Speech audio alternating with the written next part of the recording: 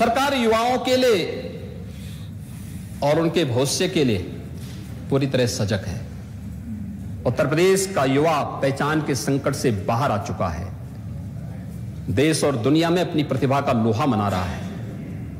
आज वो जहां कहीं भी जाएगा, अब उसके सामने कोई संकट नहीं है, यहां भी नहीं है। हमारी सरकार एक परिवार कार्ड जारी करने जा रही है, कल बजट में उसका चर्चा भी हुई है। हर परिवार के एक नौजवान को नौकरी, रोजगार अथवा स्वतः रोजगार के साथ जोड़ने की कार्रवाई मंत्रिमंडल में इस पर चर्चा हो चुकी है। यूपी के इस युवा की ऊर्जा का लाभ यूपी लेगा और प्रधानमंत्री मोदी जी के विजन के अनुरूप उत्तर प्रदेश को $1 ट्रिलियन की इकोनॉमी बनाकर के देश की अग्रणी इकोनॉमी के रूप में स्थापित करने का काम करेगा। महोदय, अन्नदाता किसानों के बारे में बहुत सारी चीजें कही गई, इतनी बातें कही गई, इतनी बातें कही गई, इतना गुमराह करने वाली बातें होती थी, ऐसी बातें होती थी। किसान सर्वाधिक आत्महत्या किस सरकार के समय किया था? और मैं दावे के साथ कह सकता हूं कि उत्तर प्रदेश के अंदर सर्वाधिक किसानों की आत्महत्या 2004 से लेकर के 2016 के बीच में हुई है। हम लोग आए थे 2017 में, प्रदेश की माली हालत अच्छी नहीं थी, लेकिन तब भी हम लोगों ने 86 लाख किसानों के कर्ज माफी के कार्यक्रम को आगे बढ़ाने का काम किया। धान और गेहूं क्रय की एक पारदर्शी प्रक्रिया को आगे बढ़ाने का काम किया। महोदय, मैं एक कुछ आंकड़े यहां प्रस्तुत करना चाहूंगा। इसकी खासतौर पर बहुत महत्वपूर्ण इसलिए है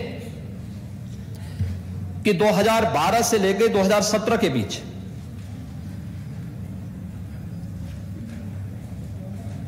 किसानों से धान का जो कुल क्रय किया गया, क्रय केंद्रों के क्रय केंद्र नहीं चलते थे, पिछली सरकारों में आड़तियों के माध्यम से क्रय किया जाता था। एमएसपी का लाभ किसान को नहीं मिल पाता था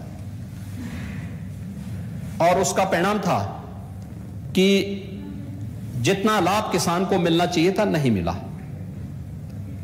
अगर धान की ही मैं बात करूं, 2012 से 17 के बीच में 1042 लाख मीट्रिक टन धान का प्रोक्यूरमेंट हुआ आड़तियों के माध्यम से, लेकिन 17 से 22 के बीच में 1214 लाख मीट्रिक टन धान का क्रय सीधे किसानों से किया गया। बीच में कोई मीडिएटर नहीं था, कोई आड़ती नहीं था, कोई एजेंट नहीं था। समाजवादी पार्टी की सरकार के समय धान का जो कुल भुगतान किसानों को किया गया वह किया गया था उस पीरियड में 5 वर्ष के उस कालखंड में 12,804 करोड़ रुपए, और भारतीय जनता पार्टी सरकार के समय में 5 वर्ष के 17 से 22 के बीच में भुगतान किया गया 40,158 करोड़ 90 लाख रुपया। ये गेहूं के प्रोक्यूरमेंट की मैं बात कर रहा हूं, और धान के प्रोक्यूरमेंट में 12 से 17 के बीच में 17,190 करोड़ रुपए भुगतान किए गए, जबकि 5 वर्ष के अपने कालखंड के दौरान भारतीय जनता पार्टी नेतृत्व की सरकार ने 244,17 करोड़ रुपए का भुगतान सीधे किसानों के खाते में किया। हमने डीबीटी के माध्यम से पैसा किसान के खाते तक पहुंचाने का काम किया है। महोदय, ये एक तस्वीर है किसान के बारे में। गन्ना किसानों का, गन्ना किसान के समय, पिछली सरकारों के समय चीनी मिलें बंद होती थी, औने पौने दाम पे बेच दी जाती थी। हमारी सरकार में कोई चीनी मिल बंद नहीं हुई, बेची नहीं गई। पूर्व प्रधानमंत्री चौधरी चरण सिंह जी की कर्मभूमि की चीनी मिल रमाला वर्षों से आज जोत रही थी कि इस चीनी मिल का पुनरुद्धार होगा, किसी ने नहीं किया। हमारी सरकार आई, हमारी सरकार ने वहां पे एक नई चीनी मिल लगा दी है, चीनी मिल का संचालन भी हो गया है। मुंडेरवा में किसानों पे गोलियां चलाई गई थी, वहां पे एक नई चीनी मिल आ गई है, संचालन हो चुका है। पिपराइच में नई चीनी मिल का संचालन हो चुका है। जो चीनी मिलें बंद थी, उन चीनी मिलों को हम लोगों ने चलाने की प्रक्रिया आगे बढ़ाया। अगर सुप्रीम कोर्ट में मामला नहीं है तो हम लोगों ने उसको चलाने का कार्य आगे बढ़ाया है। कोरोना कालखंड में 119 चीनी मिलें चलाई और अब तक उत्तर प्रदेश के अंदर महोदय 1,73,000 करोड़ रुपए से अधिक की गन्ना मूल्य का भुगतान गन्ना किसानों को किया गया है। और अगर मैं इसकी बात करूं तो ये 12 से 17 के बीच में कुल गन्ना मूल्य का जो भुगतान हुआ है उससे 78,000 करोड़ रुपए से अधिक राशि है। अब गन्ना किसानों के हित में कौन काम कर रहा है? जो चीनी मिलों को चला रहे हैं, गन्ना किसानों को गन्ना मूल्य का भुगतान कर रहे हैं, वह गन्ना किसानों का हितैषी है, या जो चीनी मिलों को बेच करके गन्ना किसानों को सड़कों पर बेरोजगार करने का काम कर रहे हैं? और यही होता था, इसलिए किसान ने कुछ वो नहीं किया। पहले फेज का चुनाव हुआ था, लोग बड़ी बड़ी नारेबाजी करते थे, कहते थे फर्स्ट फेज में आप देख लेंगे, किसान आंदोलन है। 58 सीटों पर चुनाव हुए थे, 58 में से 46 सीट भारतीय जनता पार्टी जीती। 58 में से 46 सीट भारतीय जनता पार्टी जीती थी, क्योंकि अन्नदाता किसान जानता है कि उनके हितों का संवर्धन करने वाली सरकार कौन है।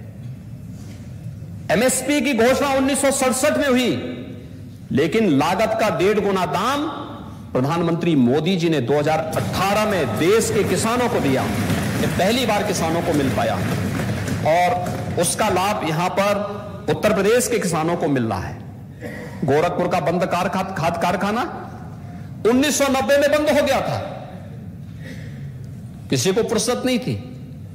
कमोवेश हमारे विपक्ष में बैठे हुए सभी मित्रगण, ये सभी केंद्र की सरकार में 1990 के बाद रहे हैं, प्रत्यक्ष व अप्रत्यक्ष रूप से रहे हैं। और 1990 के बाद से इन लोगों ने कभी भी गोरखपुर के इस बंद खाद कारखाने के बारे में नहीं सोचा, कभी नहीं सोचा।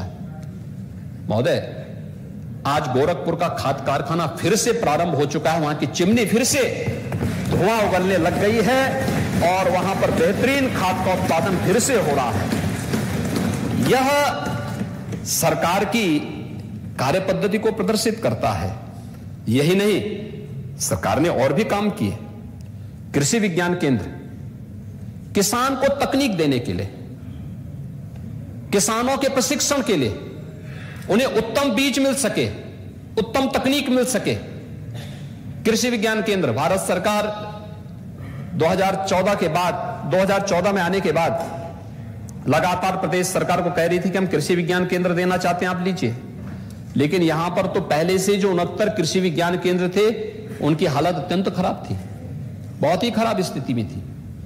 कोई पुरसाहल नहीं था, कोई पूछने वाला नहीं था। 20 कृषि विज्ञान केंद्र उत्तर प्रदेश को मिल रहे थे, नहीं लिए गए। 2017 में हम लोग आए, हमारे कृषि मंत्री जी गए, एक ही बार में सभी 20 कृषि विज्ञान केंद्र उत्तर प्रदेश को प्राप्त हो गए। और उत्तर प्रदेश यानी 89 कृषि विज्ञान केंद्र के साथ उत्तर प्रदेश देश में एक महत्वपूर्ण स्थान पर, और सभी कृषि विज्ञान केंद्रों की स्थिति पहले की तुलना में काफी अच्छी हुई है। किसानों के प्रशिक्षण, किसानों को उत्तम बीज देना, किसानों को अच्छी तकनीक देना, और किसान आज खाद्यान्न आत्मनिर्भरता के साथ साथ देश के अंदर खाद्यान्न में सर्वाधिक खाद्यान्न उत्पादन वाले राज्य के रूप में उत्तर प्रदेश को हमारे अन्नदाता किसान फिर से लेके आए हैं। सर्वाधिक चीनी उत्पादन करने वाले राज्य के रूप में उत्तर प्रदेश फिर से स्थापित हो गया है। नहीं तो पिछड़ता जा रहा था। हर एक फील्ड में वो उत्तर प्रदेश को पिछड़ते जा रहे थे। आज ये सभी कृषि विज्ञान केंद्र प्रदेश के अंदर फिर से काम करने प्रारंभ हो गए हैं।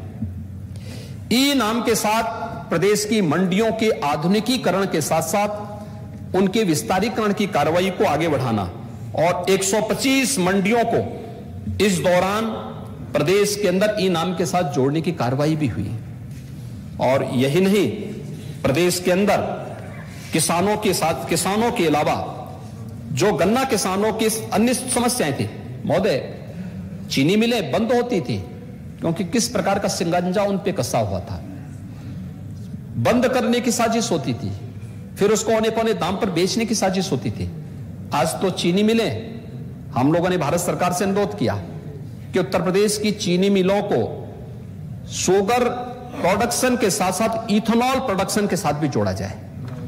और मैं आभारी हूं प्रधानमंत्री जी का, जिन्होंने परमिशन दी पूरे देश के अंदर, और हम लोग इसके माध्यम से देश के अंदर आज सर्वाधिक इथेनॉल उत्तर प्रदेश की चीनी मिलों में उत्पादन हो रहा है।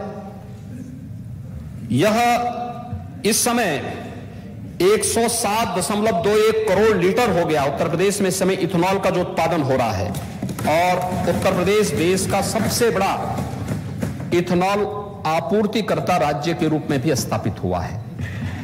यानी ये पैसा पहले पेट्रो डॉलर के रूप में बाहर जाता है, अब वो पैसा बाहर नहीं जाएगा, बल्कि इथेनॉल के रूप में, जब उस इथेनॉल का इस्तेमाल यहां के वाहनों में उपयोग करने के लिए अभी उसको 10% फिर 20% तक बढ़ाने की कार्रवाई आगे बढ़ी है। लेकिन जब एक प्रक्रिया आगे बढ़ेगी, ये पैसा भी जो जा रहा है किसान के खाते में जा रहा, अन्नदाता किसान को, जो पैसा पहले बाहर जाता था, गल्फ कंट्रीज को जाता था, अब वहां न जाकर के वो पैसा हमारे अन्नदाता किसान की जेब में डालने का काम प्रधानमंत्री मोदी जी ने किया है, और ये किसान की आमदनी को कई गुना बढ़ाया है। ये उत्तर प्रदेश में इस दौरान हुआ है। और महोदय, यही नहीं, प्रदेश के अंदर अन्नदाता किसान को, उत्तर प्रदेश को मैं बार बार कहता हूं, उत्तर प्रदेश तो प्रकृति और परमात्मा का प्रदेश है। दुनिया की सबसे फर्टाइल लैंड हमारे पास है, सबसे अच्छा जल संसाधन हमारे पास है।